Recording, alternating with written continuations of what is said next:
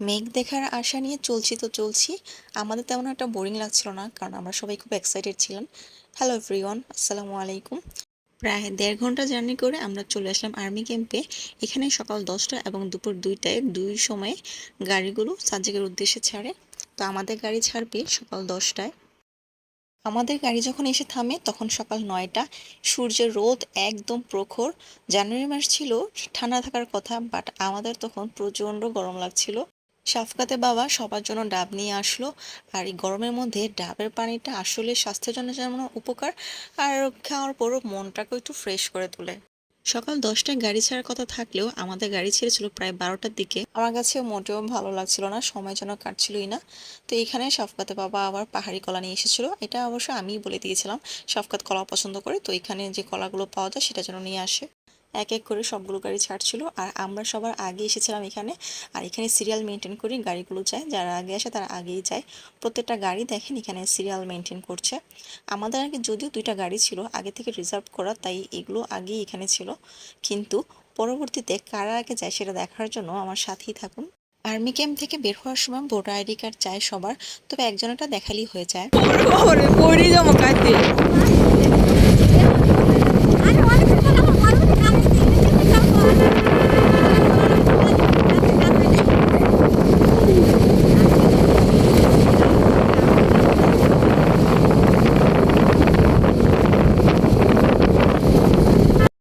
Army camp থেকে পার হওয়ার পরই শুরু হলো আমাদের সাজেকের রাস্তাটা। আর এই রাস্তাগুলো এত এত ভাল লাগছিল আমার কাছে। আর আমার কাছে এখন মনে হচ্ছে, আমি ভিডিওগুলো দেখছি আর ভাবছি যে আমি আমার বোন, মা, আমার ফ্যামিলি মেম্বার সবাইকে নিয়ে মনে হয় আমি এই মুহূর্তে সাজেকেই যাচ্ছি। এই ওর সবার আগে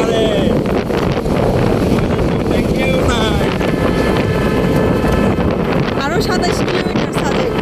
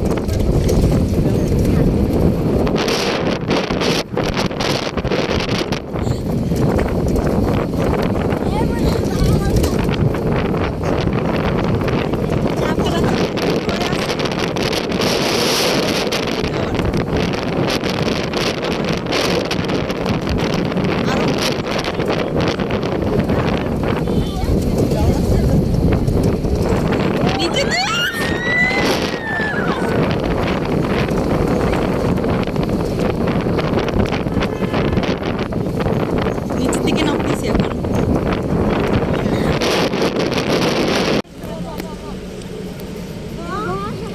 সাফকাতে বাবা আপনি বসেন, সাফকাতে বাবা আপনি বসেন, ওকে নিয়ে বসেন। পড়ে যাবে সাফকাতে বাবা, রিক্স কিন্তু।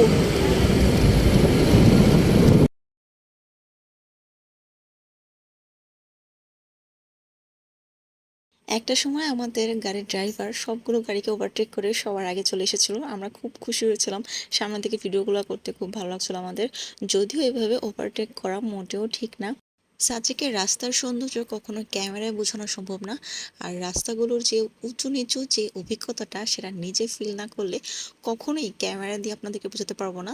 আমার কাছে মনে হয় প্রতিটা মানুষের জীবনে একবারের জন্য হলেও সাজেক যাওয়া দরকার। আবারও প্রায় 1.5 ঘন্টা জার্নি করে আমরা চলে আসলাম সাজেকে। আর সাজেকে আমরা উঠেছিলাম সাম্পারি রিসোর্টে। সাজেকের মধ্যে সবচাইতে বড় জায়গায় নিয়ে রিসোর্ট হলো সাম্পারি রিসোর্ট। আর এখানে বাচ্চা নিয়ে একটু খোলামেলাভাবে হাঁটা যাবে, তাই শফকাতে বাবা এই রিসোর্টটাকে চুজ করেছিল। রিসেপশন থেকে আমরা আস্তে আস্তে ভিতরের দিকে প্রবেশ করলাম। আর ভিতরে এসে এত বড় এরিয়া দেখে আসলে অনেক ভালো লাগছিল। আমাদের রিসোর্ট থেকে ভারতের মেঘালয় দেখা যাচ্ছিল। মেঘালয়ের পাহাড়গুলো দেখতে পাচ্ছিলাম, পাহাড়ের উপর যে কালো কালো, এটা দেখে আমি ভেবেছিলাম পাহাড়ে হয়তো আগুন লেগেছে।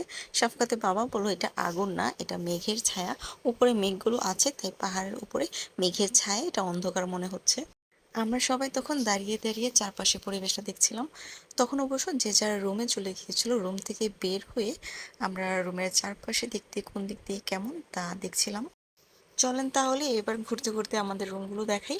এটা হচ্ছে আমাদের রুম, আর রুমগুলো ছিল বাঁশের। আমার কাছে বাঁশের হওয়াতে একটু অন্যরকমই লেগেছে, কারণ আগে কখনো এরকম রুমে থাকা হয়নি। যদিও টয়লেটগুলো ছিল আবার পাকা। আমাদের রুম আর আমার আম্মু বোন ওদের রুমটা ছিল পাশাপাশি, তবে আমার মেজো বোনের রুমটা দিয়েছিলাম একটু দূরে। ওদের যেহেতু বাচ্চা নেয়, ওরা নিজেদের মধ্যে সময় কাটাতে পারবে, তাই ওদের কটেজটা আমাদের কটেজ থেকে একটু দূরে ছিল। তবে ওদের কটেজটা ছিল খুবই সুন্দর। এই ফুলগুলোর নাম যেন কি ফুল, এটা অবশ্য সবাই চিনি, আমরা ছোটবেলায় এটাকে গেট ফুল বলতাম। আর এই ফুলগুলো দিয়ে পুরোটা রুমের উপর ওদের ঢাকা ছিল। আমার কাছে বেশ ভালোই লাগছিল ওদের রুমের রাস্তাটুকু। এই যে এটা হচ্ছে ওদের রুম। ওদের রুমটা আবার একটু স্পেশাল। আমাদের রুমটা যেরকম নর্মাল ওরকম না। ওদের রুমের বারান্দাটা বেশি সুন্দর। আসলে এই রুমগুলা হচ্ছে জাস্ট কাপড়দের জন্য। বাচ্চা টাচ্চা নিয়ে এই রুমে মানায় না, এটা অবশ্য আমার মন্তব্য। ওদের রুম থেকে আমরা সবাই একটু ছবি তুলছিলাম দাঁড়িয়ে, অনেকে ভিডিও করছিল। এরপর আমরা কি কি করলাম তা দেখার জন্য টিল দেন আমার সাথেই থাকুন। আল্লাহ হাফেজ।